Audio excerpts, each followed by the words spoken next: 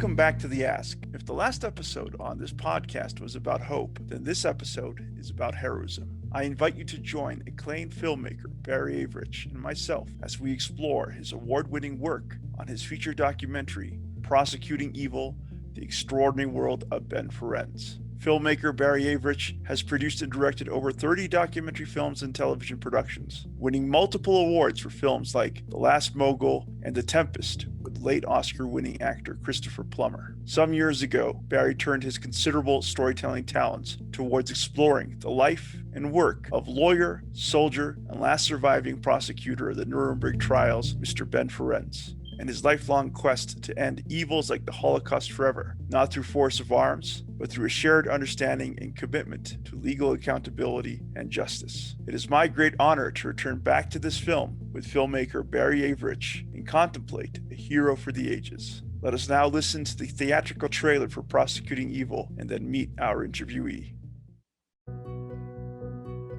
I carry with me the burden of having seen man's inhumanity to man in ways which are incredible to a rational mind, and that will always remain with me.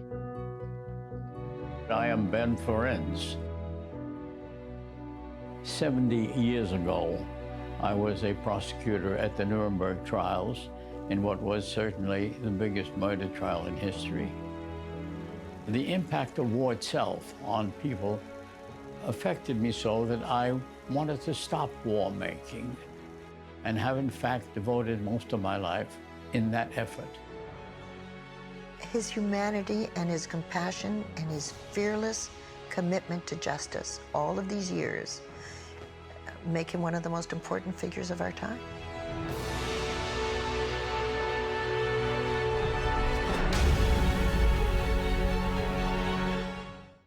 Welcome to The Ask. I'm very pleased to have today with us a very special director behind a very special film, Barry Avrich. I got it wrong right away. Barry Avrich has joined us to discuss his work on an incredibly important film, Prosecuting Evil, the gripping profile of Ben Ferenz, the last surviving lead prosecutor at the Nuremberg trials, whose lifelong desire for justice altered the rule of law. Barry, welcome.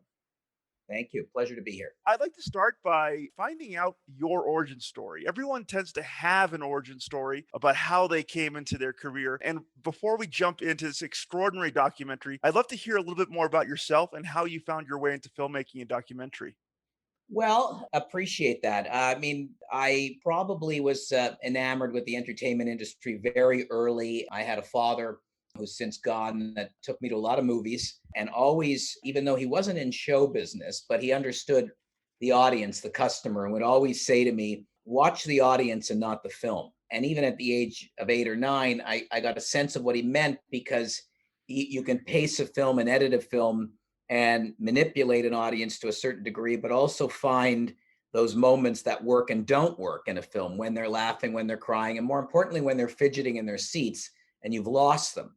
So, quite often before I release one of my films and go to a final cut or a locked picture, I will screen it for a lot of people and watch the film and see if there's something they misunderstood, or if I've lost them in some sense of confusion or tedium. And I've always done that in over 50 projects now on that end of it. And at the same time, at the age of 9 or 10, I was starting to read the Hollywood trade papers and get a sense of what it meant to make a film, what the box office grosses were. On Friday night, I was, at a dinner table, I'd be talking about how a film had performed and what the weekend looked like, and nobody understood what I meant. But I loved that business. I decided ultimately to look at documentaries because I learned early on that I would have total control of the filmmaking process and not answer to studios or cast or other writers or other intellectual property owners, that it was my story to tell, hopefully successfully, sometimes ineptly, but ultimately it was my control. And I've loved it ever since. So I've been making films and other sort of television and film productions for a long time now. Yes, I understand that you're highly prolific as a director. In fact, I think just this last year, you came out with maybe 4 or 5 feature films to your credit. I'm incredibly impressed with your output. How were you able to do that in 2020? Well, I mean, some of the films were made or in various stages of post-production. I have a film that launches February 23rd, or is now streaming, depending on when you're airing this, called Made You Look, about the largest art fraud in American history. And that starts Netflix next week. And another documentary that I made that we were in the middle of shooting that hasn't been released in the United States yet. It's coming, called But Enough About Me, is about Howie Mandel living in a germaphobe, as a germaphobe in this world. But of course, we were filming, and that's when COVID hit. So, extraordinarily bizarre and at the same time serendipitous to be making a film about Howie Mandel, legendary germaphobe, when COVID hits. And so we had to continue. And I directed the film long distance. He was good enough to let COVID protocoled crews come in. I, directed long distance on that end of it to finish that film. And even in, not getting too inside here, but even the post-production process was complicated because, like everybody else, we were in a state of lockdown. So how do you sound mix a film when sound is critical, when you can't be in the studio? How do you color correct it? And for your audience listening, that's looking at every frame and fixing how we look and what the color looks like. And if you're using archival footage, how does it match? How do you fix it? How do you up-res it from videotape to high definition, and so it's available? And so that was very, very difficult. I literally had to say to my team on both Howie Mandel film and Made You Look that, I reserve the right to come back in to fix everything again, because I'd be judging links that they'd be sending to me. And that's just not the way to make a film. It's not been easy, but I'm well into 2 other projects right now, and you zig and zag and pivot and hope the world opens up. Well, thank you for your time, considering the busy work schedule that you maintain as a filmmaker. Diving now into the film Prosecuting Evil, reading on the background of your documentary, I noticed that in a Yahoo article by Jazz Tanke, I could maybe mispronouncing her name here, that you landed on this extraordinary story of Nuremberg prosecutor Ben Ferenz through his 60 Minutes interview initially. What was it about his interview on 60 Minutes that made you want to explore his story and experience further in the form of this feature documentary? Well, my daughter actually was watching 60 Minutes. I wasn't. And she basically said, "Hey, Dad, you might want to turn 60 Minutes on. There's this gentleman you might find interesting." And she knows I like stories and like storytelling. And she found him charming. And I turned 60 Minutes on. And I think Leslie Stahl was interviewing Ben Ferenz. And I was blown away that nobody really knew of him. He's had 3 massive careers, being in the military, being a Holocaust camp liberator, dealing with war reparations, then going on to be the youngest prosecutor in the history of the largest criminal trial in the world, certainly in Nuremberg, prosecuting Nazis, and then went on to be a co-founder of the International Criminal Court and a lifelong human rights activist. So I found it staggering that he isn't carved into Mount Rushmore. I found it staggering that he doesn't have the Presidential Medal of Freedom, doesn't have the Nobel Peace Prize. And so I watched this on a Sunday night, obviously at 60 Minutes, and called him, found his number and called him the next day on a Monday and said, "Look, you don't know who I am. I'm a documentary filmmaker. I want to make the story of your life." And he said, "Sure, let's go." And, within a couple of weeks, we were in his home in Florida filming and making the film. And it was life-changing and insightful to me. I mean, I could not believe that a film had not been made about him previously, any kind of definitive record. He'd done lots of interviews. And so we were literally, again, at his doorstep within weeks of watching 60 Minutes. I had not even sold the film. I think you'll find interesting that I wanted to make this film very quickly because I wanted him to see it. At the time, he was 98 as we were shooting it, and one worries. And I wanted this to be a love letter that he can see. And so once I had, a locked cut of it, a fine cut, as we call it, I rushed to Florida. I rented out a movie theater just for us, and he came in and we sat together and watched the film, and we both wept. And, and he basically put his hand on my hand and said, "This is all I need. And thank you very much." But Ben, who's still so lucid, I was with him for his 100th birthday last March, just before COVID, in fact, hit, end of February, beginning of March 3rd, I think, is classic. I showed him the film, and then he was pointing out various stories that I might have included because you just can't include it all. So it was incredible. Now, I should say also that filming his story, we spent hours with him, but then we also traveled to Nuremberg and went to the courtroom where he stood in that exact same spot. We went to the International Criminal Court in Switzerland, and it was just an amazing story. I could not agree more that it's a shame that we have so many films about World War II and, the soldiers that fought and killed each other, but we haven't paid much attention to that critically important pursuit of justice at the end of the war against these Nazi war criminals in the form of the arts. So I'm very glad that, you took this incredible opportunity to get one of the principals involved in that effort on the record in the way that you did. Going back to the film here, in an interview with Josh Weiss, writing for Hollywood and Entertainment, you shared that your interview with Ben was accomplished over the span of a single long day of recording him. Could you share with us how you prepared for this interview and what was it like meeting Ben for the first time?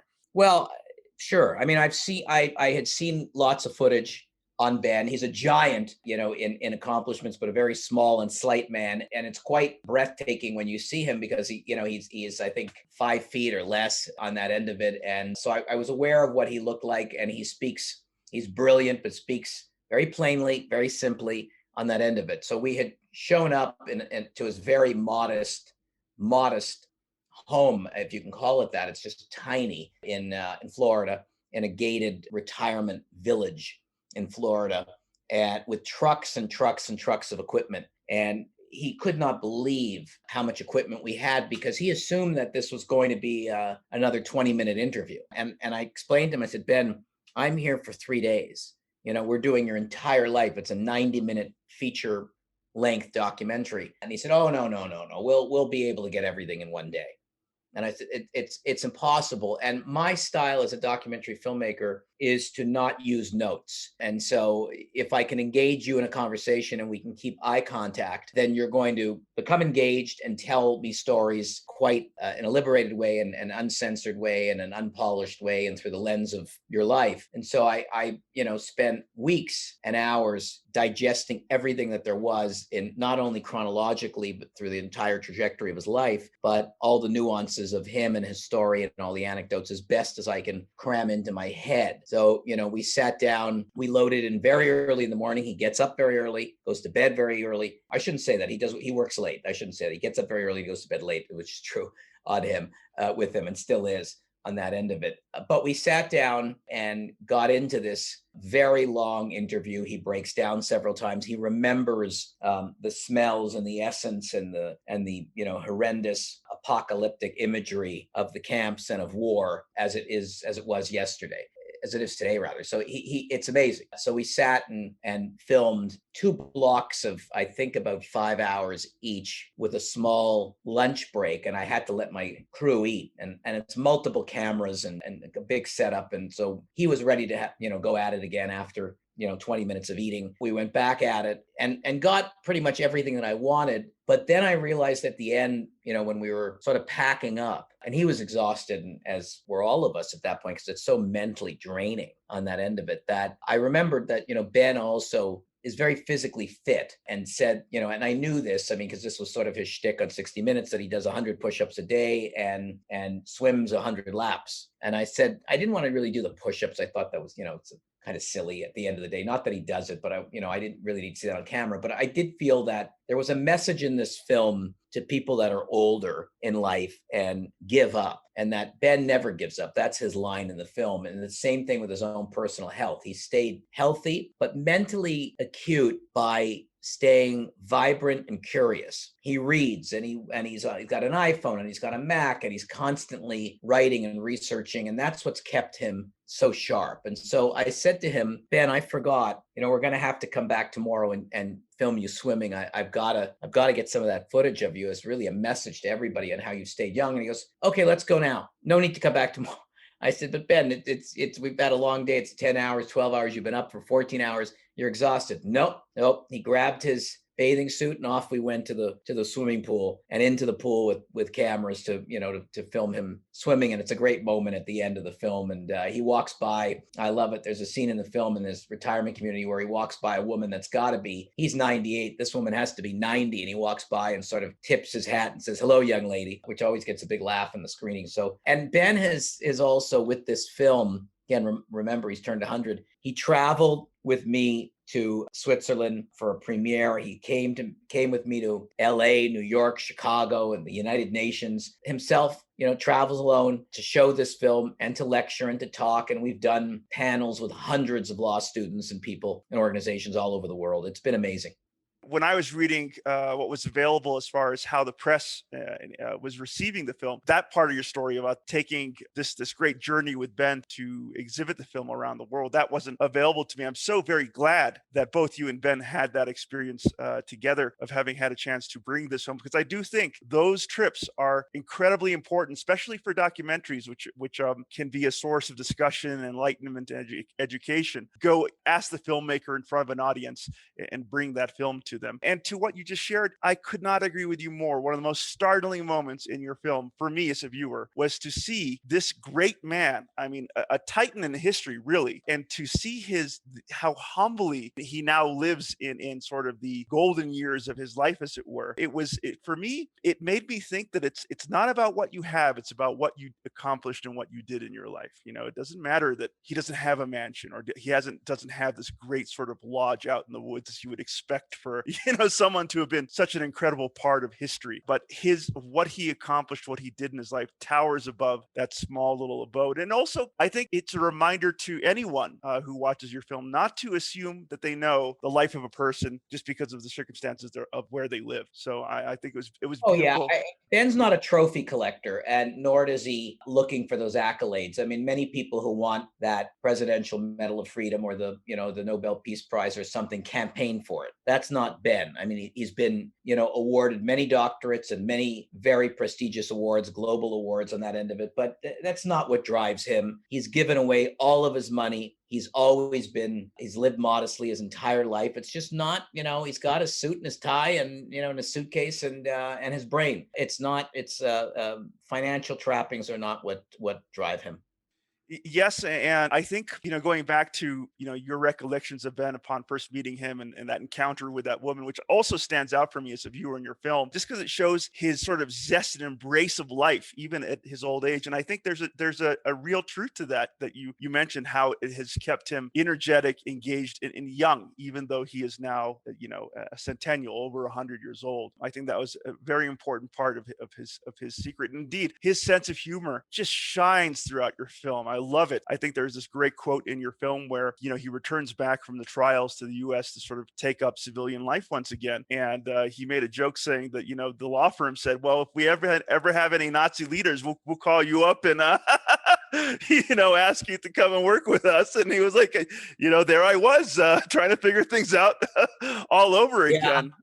I mean, there's a long period of his life where he opens an office in New York and practices law, as the film suggests, takes cases that nobody would take. And, and he does very well and makes a lot of money for a long time, but again, gives it all away. I mean, one of my favorite stories, which didn't make it into the film, we went out to dinner in Florida after seeing a cut of the film. We went out and had a beautiful dinner to talk about it, and so emotional. And he said to me, there's this wonderful story and you didn't include it in the film. And I said, what story is that? And when he was prosecuting Nuremberg and he was flying back and forth between Nuremberg and Berlin, back and forth, the airplane that him and his wife were on, most likely a twin prop plane, one of the engines failed and then the other engine failed. And the pilot basically said they're going to have to jump and eject out of the plane. Not that this man hasn't had enough in his life. And so him and his wife were, forced to put on parachutes and jump, into the woods of Germany. And he could not find his wife. I can't remember the number of weeks before they located each other and they were safe.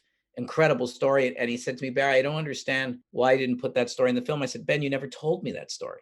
And it was nowhere to be found, but that's Ben. There's a million stories. He's still so passionate. When we had the world premiere of the film at the Toronto Film Festival, he had a medical issue and could not attend, but yet there he was at 99, attending before any COVID or before anybody was doing Zoom. But we were able to hook him up for a sold out audience via, I guess, FaceTime at the time, and he was just watching the standing ovation in the theater, and it was great because I'm thrilled for him for that kind of stuff. He deserves every minute of it. Your documentary features several additional interviewees that add additional context and color to the story and significance of Ben's life. Among them, you include David Sheffer, the former U.S. ambassador at large for war Yes. crime issues under the Clinton administration, U.S. Army General Wesley Clark, Supreme Court of Canada Justice Roselia Abella, that I hope I pronounced her name. Well, Rosie, essentially, but yeah. Thank you. And Richard Dicker, Director for Human Rights Watch International Justice Program. Out of these luminaries that you assembled to provide commentary for your film, who, in your opinion, was one of your most important guest interviews and why? We looked at a lot of different people that could be in the film. At the end of the day, Ben is the star. So we had a couple of people that were in the film that gave the film some historical context and also identified Ben's rightful position in history. But one of the most sort of important people for me was David Sheffer, who was in charge of war crimes for the Clinton government, was attached to Madeleine Albright, and no administration after World War II was interested in being signatory to the International Criminal Court. As explained in the film, if you're a country that's signatory, then the International Criminal Court can put you under the microscope during war and suggest that you, as a country, initiated war crimes. And nobody wants to be accountable, or a lot of these countries did not want to be subjected to or accountable by the International Criminal Court for that, and suggest that they couldn't go into a country and invade it, much like the Americans have done over and over and over, where they felt that they needed to do something. So David Sheffer, of course, was blown away by an op-ed piece that Ben Ferenz had written in the New York Times, saying that it was time for the U.S. government to be attached to the International Criminal Court, and convinced Clinton to look at this. And in, I think, the final days of the Clinton administration, on literally on New Year's Eve, they got the go-ahead. And David, through a snowstorm, makes his way from Washington to the UN to make this happen, only sadly to have George Bush to overturn this. And that was a shame. But, we know that former President Bush was not going to be interested in this. And it's one of the reasons why, ultimately, without being political on your show, it's one of the reasons why Ben, has not. Please.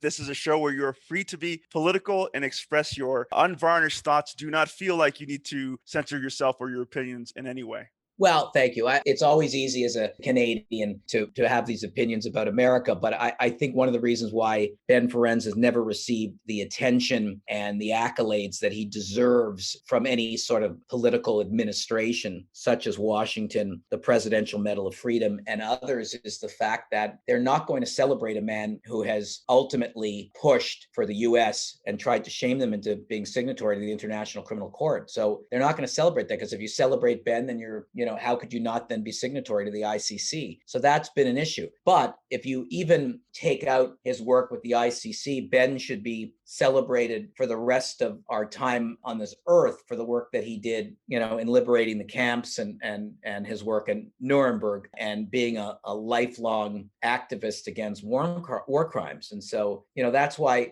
having David Sheffer in there was so critical to understand that piece of history. Yes, and in fact, just to sort of follow up on what you shared about Ben Ferenz's place in sort of American history, and as far as his recognition here in the United States is concerned, to sort of tag on to what you said, he has been very vocal about his beliefs that the use of force needs to be accompanied by the weight of law. And when you don't have that, you basically have the law of the jungle, which leads to catastrophic conflicts like World War I and World War II, where hundreds of millions of people lose their lives. So yes, he has been very vocal about condemning George W. Bush's invasion of Iraq. He went on the record saying that the way the U.S. brought justice to Osama bin Laden was unideal in the framework of bringing him to justice under the framework of a court system where he could be tried for his crimes. And also more recently against the Iranian general Qasem Soleimani, who was killed in an airstrike. Things that would, I'm sure, cause some Americans listening to this to maybe shake their heads saying, why should we care about these people and what happens to them? But the idea is that if you don't take an approach that follows a legal framework, once again, what Ben was haunted by from his experience in World War II was this idea that might makes right. And I think that as an American, I am ashamed that he hasn't been recognized just because of the strength of his opinions on certain issues. Your documentary takes an incredibly expansive view of Ben's life. In an interview with Variety, you noted that viewers are looking at his journey from all the way from Eastern Europe as a 9-month-old kid over and on to Ellis Island, through the streets of New York as a young man, and finally as a young adult through the ruined cities of Nazi Germany and beyond. Why did you take this approach with your documentary instead of, say, building it entirely around his World War II experience and perhaps the Nuremberg trial? Because you, as a filmmaker, as a storyteller, there are multiple entry points for you to tell Ben's story. Why did you feel you need to have that long view for his Well, biography? look, I mean, we're right now we're developing this film into a scripted feature, and we might very well begin at a different part of his life. I need people to understand, and having been to a million film festivals and answered questions, people also want to understand the backstory and the genesis of him. And you can't tell that story without understanding the countries that he came from, where he witnessed countries fighting with each other in those times in Eastern Europe, and what he encountered and escaped at the time. You can't completely understand the man without understanding where he grew up in New York, in a crime-ridden part of the city, where he says in the film he could have gone two ways, either, been a criminal himself or taken the right path. You can't understand the choices that he made, the fact that, he had no money and yet was considered a gifted child and was able to be sent to, Harvard, where there were very few Jews, and certainly not the world that he was used to. And then you certainly can't understand his rise without understanding how quickly he became a self-professed expert on war crimes when nobody had even heard the term before. He coins the phrase genocide. And so you have to tell his whole story. I could not agree more. And it's really an unbelievable story right from the very start. Moving on, and again, you touched on this elements of this next question earlier in this interview, but at one point in your documentary, while Ben is sharing his recollections of entering concentration camps as a war crimes investigator while serving under General Patton's Third Army, Ben breaks down under the weight of these memories. And these memories are almost now 70 or 80 years old. What was it like being in the room with him at that moment, in the same way that audiences sort of experience that terrible moment in your film alongside him? I'm Well, curious. it was unexpected. It was unexpected. I didn't, I knew that he was a storyteller. I knew that he would be able to recount memories. I did not expect him to have that sort of visceral experience, that emotional outletting. I didn't expect that at all. So it took me and my crew certainly by surprise. There's no numbing what he saw or fading the negative here. This was a man who was still haunted by everything that he saw, felt, and tasted and smelt. And so that was quite an incredible moment for me in filmmaking. It was just unexpected.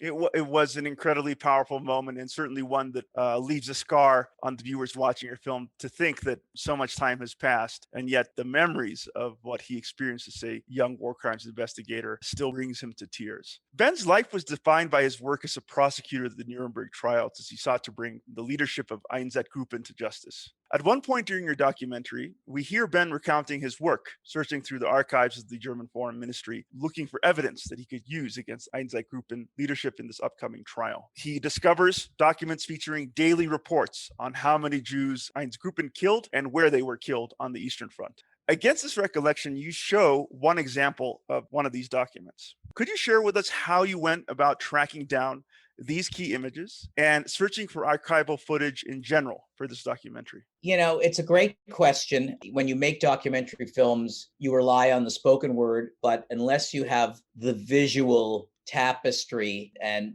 visual support, then the film becomes an ocean of talking heads. And so I have worked with a wonderful visual researcher by the name of Elizabeth Klink for years. She made and certainly found footage and documents by using her own skills and connections through all kinds of great repositories and archives, and found very rare footage of the actual Eisengruppen gang committing exterminations, which hadn't been seen. I did not want to, there's been a lot of Holocaust documentaries and Holocaust films. Every frame and every image that we chose, I wanted to have for a reason, and not just sort of have the same imagery we've seen for a long time, although it's horrific. We've seen a lot of it. So I wanted to ensure that the angles and the framing of things were different. But we did a lot of work in finding things. And that's, one of the moments where he's in court. So we recreated this face out using all of the photos of the Eisengruppen gang as it led up to Mr. Ohlendorf, who was the mastermind at the end of the day and one of the key defendants in the trial on that end of it. But, in any documentary, you work with visual researchers and you become a detective to find unusual things. I made a film years ago called The Last Mogul about Lou Wasserman, who ran Universal Studios. And Lou began, as a nightclub promoter in Cleveland. We were able to find, a large photograph with hundreds of people in it. And then through one of my producers actually was able with a magnifying glass to find Lou in the crowd and found a couple of. So you become a detective. And it was critical. I mean, the good thing is, as Ben says in the film, the Germans were perhaps fortunate for us, meticulous about record keeping. So how much was available to the public? You have to dig. There was a lot there. And again, that becomes the basis of his prosecution, is finding an Eisengruppen log, which detailed every extermination that they had undertaken. Well, it's a real credit to your colleague, Elizabeth Klink, that she was able to secure those images for your film, because when you do put them on screen, your heart sinks to think that there is the evidence in stark color. I'm so very glad that you spoke a little bit about one of the chief sort of villains of your film in the form of Otto Ohlendorf. And indeed, that was an incredible moment when you put together that sea of images that slowly shape into a very sinister portrayal of this SS officer's visage. I'm very interested in that portion of your film. Much of your interview with Ben is about his work at the Nuremberg trials and is dominated by his pursuit of Otto Ohlendorf, who is the most high-ranking member of Einsatzgruppen on trial at the time. And he was almost entirely unrepentant about the massacres carried out under his command. Aside from him being the most senior officer on trial, why else was this part of the interview and film important to you as a director? Every film has elements that are critical in the storytelling. Every film has a heroine and a villain. Without a doubt, Ben is this film's hero, and Otto Ohlendorf, as well as the men under him and his colleagues during that horrendous period of history, are the villains. And so, I think it was important to certainly include him for several reasons. One, as I said, the villain. Two, because Ben did such a masterful job in cross-examining him. But also, mainly, the headline is that Ben wanted to specifically show how educated people can become evil. And that, Otto Ohlendorf, who I believe was had a doctorate, educated man with a family, could literally turn evil and become transformed into an animal. And he wanted to show that. I mean, he specifically says in the film, when he had to decide who was going to be prosecuted, and they could only fit so many people in that galley per se, that he chose the most educated men to make the point that, education, breeding, pedigree, upbringing, socioeconomic status has nothing to do with, your ultimate decision to be evil.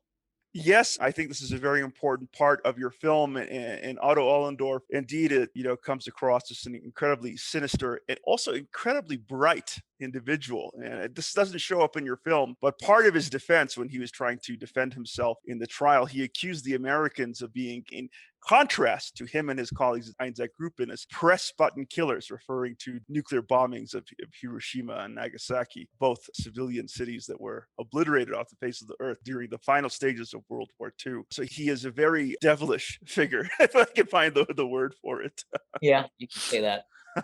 Your documentary is almost entirely driven by Ben's lucid, startlingly clear recollections of his life and work at the Nuremberg trial, and accented with coralized archival footage to bring these moments in his life to the viewers of your film. And I'm going to go into bring you into maybe a little bit of uncomfortable territory here. However, Bren Tallarico, writing for RobertEbert.com, said, and I quote, "As I always like to remind people about all films, but something that seems to be commonly forgotten when judging documentaries, make sure to focus on form more than content. The form here is nothing special, and one almost gets a sense that this work would even be better as an hour-long episode of Frontline or even a really strong segment on 60 Minutes. Now, obviously, you could have gone in many creative directions with this film, but in light of Tallarico's criticism here, this film critic, could you please share with us why you went forward with this form for this documentary?"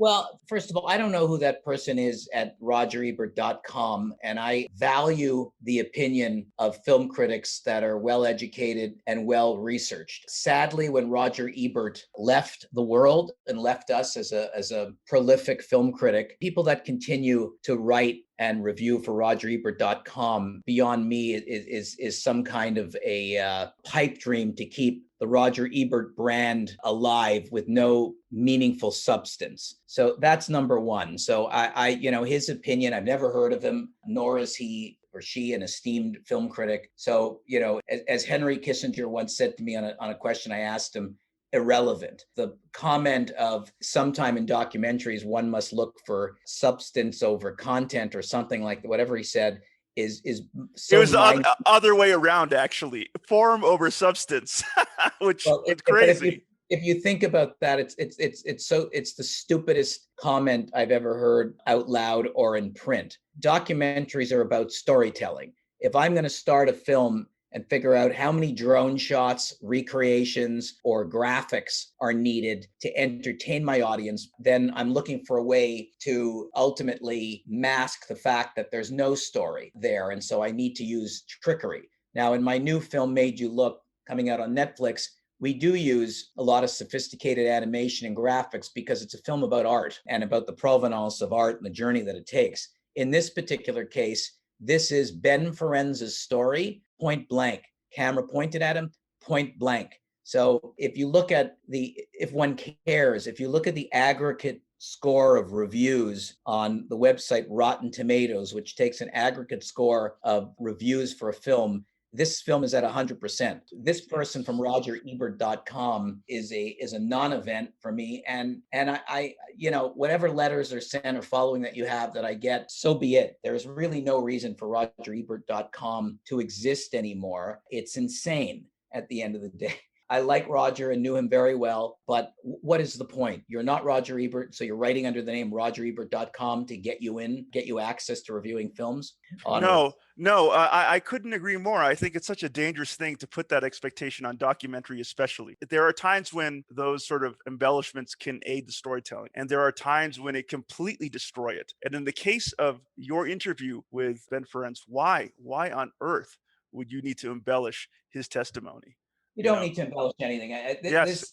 The film stands for itself, as it has in dozens of film festivals and the success that it's had. I mean, I'm not going to stop and think about every person that's trying to. It's like Rex Reed, who purposely writes negative reviews for I think The Observer. I can't remember which newspaper, just to specifically get his name in an ad. At the end of the day, I don't know who this person is, but I'll be sure to say hello to them the next time I call an Uber. Now, can I ask when exactly you started work on Prosecuting Evil? Was it 2017 or 2018, sir? I think 17. I can't, without looking up, well, I'm just looking at the poster here. I can't remember when we had our Toronto Film Festival premiere. I think that was 2018. So most likely it started in 2017. I think, not sure. The reason why I ask, again, this is going to be a bit of a long wind up here, so please kindly bear with me, but every piece of art ever created emerges out of the events and history surrounding the artist at the time. Your film was produced in 2018, 2 years into the presidency of Donald Trump here in the United States of America. These 4 years will be seen by many here in the United States and around the world as a dark and frightening chapter in American history. It was for the first time in our history we had a president that was enthusiastically embraced and celebrated by neo-Nazis. On the day of his election in Washington, D.C., there was an infamous video that circulated showing neo-Nazis yelling out Nazi slogans and throwing Nazi salutes in Washington, D.C. the day of his election. The day that he assumed the powers of the presidency. In 2017, around the time that you perhaps started making this film, there was a notorious white supremacist rally in Charlottesville in the midst of this festival, festooned with Nazi symbols and paraphernalia and shouted slogans of blood and soil and Jews will not replace us. When Donald Trump was confronted about the rally, he very infamously said that there were very fine people on both sides. And I mean, I could go on for quite some time about our most recent president and how very closely he was supported by these figures in the far right, and indeed neo-Nazi figures, outright neo-Nazis here in the United States of America and elsewhere. How do these 4 years, I'm very curious because, time can really sort of position a work of art in a different light. But given all that's transpired here in the United States for the last 4 or 5 years, how, in your opinion, does this documentary and Ben Ferenz's life and legacy take on new importance and significance? especially now? Here's what I'd say on that. And there's been so much written about this and written about Donald Trump. I mean, when I asked Ben Ferenz about Donald Trump, his answer said it all. I mean, Ben is an extraordinarily level-headed and patient man who has seen presidents, I guess, from FDR to Biden. And, his response to Trump was, and this too shall pass. And that's sort of how he felt about everything. It's cyclical and you get through it. It doesn't mean that Joe Biden would be any more receptive to Ben Ferenz's ideology about war crimes in the International Criminal Court. If anybody thought that somebody was going to finally sign on to the International Criminal Court, then it would have been Obama. And that did not happen. Too much at stake and too many relationships globally for that to happen. And that's sad because Barack Obama was a game changer. So I don't think anything will happen in Biden's administration. It would have been nice in Ben's lifetime, and he's still alive. And who knows, I might outlive all of us and whoever the next president is. But certainly Donald Trump and Ben Ferenz would never share a meal. And in fact, I will tell you that when I screened my film in New York I'm going to say within the first 6 months of the Trump administration, I was verbally attacked and abused by several Trump supporters who were angry because there's a moment in the film where Ben talks about people that see the world through the lens of war. And there's a shot of Donald Trump in the White House, and several people in the audience who are Trump supporters, and people are entitled to their own opinions, were furious and tried to hijack the Q&A at the end of the screening on that end of it, but we dismissed that. Can I ask how they tried to hijack the Q&A and how you handled it? By being extraordinarily angry that I suggested that how dare I include Donald Trump in the film and besmirch his reputation probably only 6 months into his administration by suggesting that he's a warlord is not the right word, but suggesting that he felt that, like as Ben said in the film, that there are certain global leaders that would rather use war to settle conflict.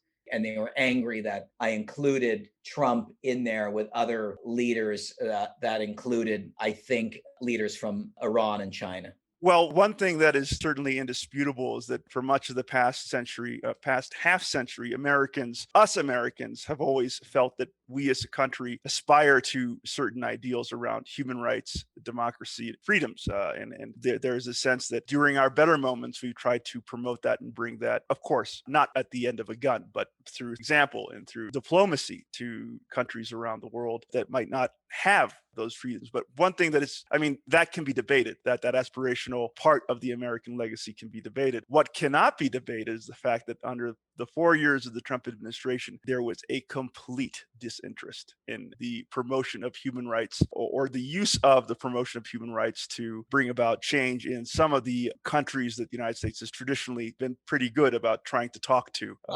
It's impossible when you have an administration that is constantly chanting America first, then that's certainly not going to be on anybody's agenda. One can argue and say, look, we have to look after our own, absolutely.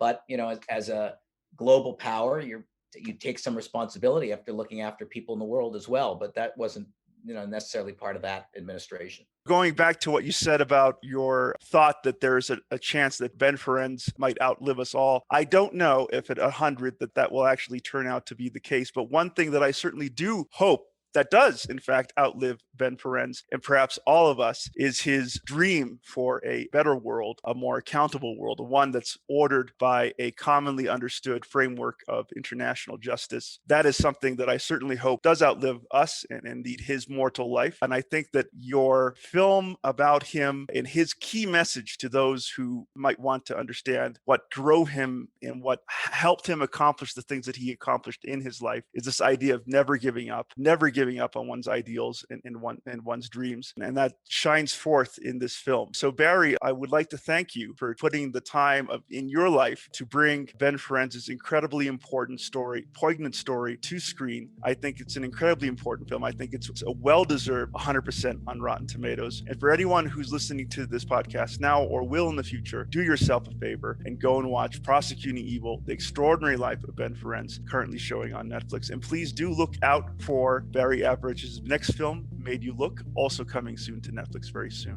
Thank you for your time, sir. Thank you. I appreciate it. Do keep in touch.